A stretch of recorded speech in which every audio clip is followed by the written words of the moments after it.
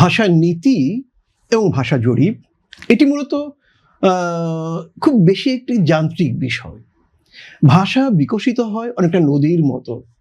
মানুষের প্রতিদিনের জীবনযাত্রার মধ্য দিয়ে ভাষা বিকশিত হয় এবং দুটো বিষয় আমাদের মনে রাখতে হবে। একটা হচ্ছে ভাষা কিন্তু আলাদা কিছু না, মানুষের মানসিক জগতের, চিন্তা জগতের যে বাস্তব যে প্রতিফলন বা নকশা, সেটি হচ্ছে ভাষা।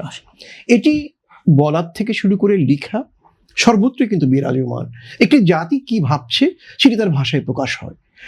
একটা সময় ছিল প্রত্যেকটা ভাষা নিজের মতো করে নিজের একটি সীমানার ভেতরে সে আবদ্ধ থেকে নিজেকে সুরক্ষা দিতে চাইত। কিন্তু যখন বৈশ্বিক যোগাযোগ ব্যবস্থা একটি উন্নততর স্তরে চলে গেল এবং ভাষার সাথে প্রযুক্তির সাথে বিজ্ঞানের গভীর জ্ঞান এবং বিভিন্ন দেশের সাথে যোগাযোগ ব্যবস্থা যখন উন্নত হয়ে গেল, তখন ভাষার চরিত্র কিন্তু বদলে গেল।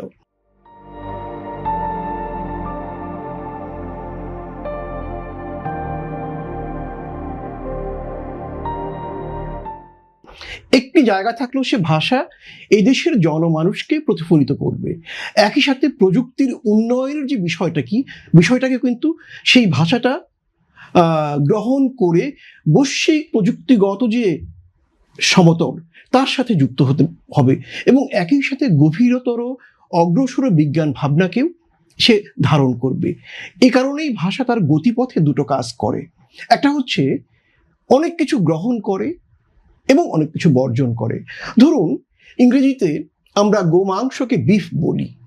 ইংরেজি ভাষা এটি ফরাসি ভাষার থেকে গ্রহণ করা হয়েছে। আবার দেখুন, বাংলা ভাষায় বঙ্কিমচন্দ্র লিখেছিলেন যান ভঙ্গ হয়ে, পথিমধ্যে যান ভঙ্গ হয়ে, মানে গাড়িটা ভেঙে গেল। আমরা এখন যান ভঙ্গ শব্দটি আমরা ব্যবহার করি না। ধরুন, নিজস্ব অথবা স্বকীয় বঙ্কিমচন্দ্র প্রাতিশিক লিখতেন, আমরা ব্যবহার করি না। তার মানে এটাকে আমরা বর্জন করেছি। কিন্তু একই সাথে ক্যামেরা, টেবিল, চেয়ার এগুলোকে আমরা গ্রহণ করেছি। অথবা কম্পিউটার, মাউস বললে কিন্তু এখনকার ছেলেমেয়েরা ইঁদুর কেউ বোঝে না। সে বোঝে কম্পিউটারের যেটি দিয়ে কম্পিউটারের লেখালেখিকে ঠিক মতো জায়গায় স্থাপন করা হয়। তার মানে এই গতিশীলতার মধ্য দিয়ে বাংলা ভাষা একদিকে যেমন বৈশ্বিক পর্যায়ে উপনীত হয়েছে, অন্যদিকে কিন্তু সে বেশ কিছু জায়গায় সে সীমাবদ্ধ হয়েছে, আবার একদিকে তার বিকাশও ঘটেছে। দেখুন, বাংলা ভাষা কিন্তু শুধু এখন বাংলাদেশের মানুষের ভাষা না, অথবা পশ্চিমবঙ্গের দেশের মানুষের ভাষা না, এটি ত্রিপুরা বা বিহারের বা আসামের একটি অংশের ভাষা না।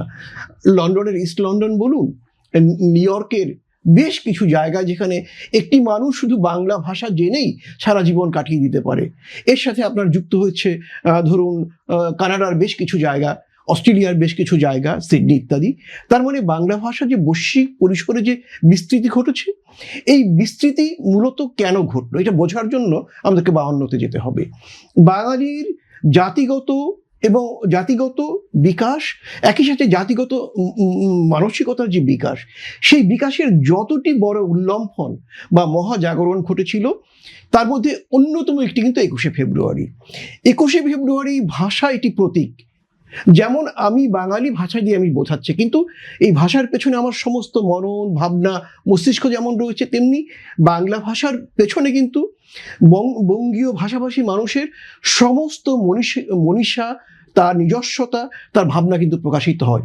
এর মধ্য দিয়ে কিন্তু যে মহা উল্লম্ফনটা হয়েছিল, সেই উল্লম্ফনের প্রাথমিক ধাপ ছিল জাতিগত মুক্তি অর্জন।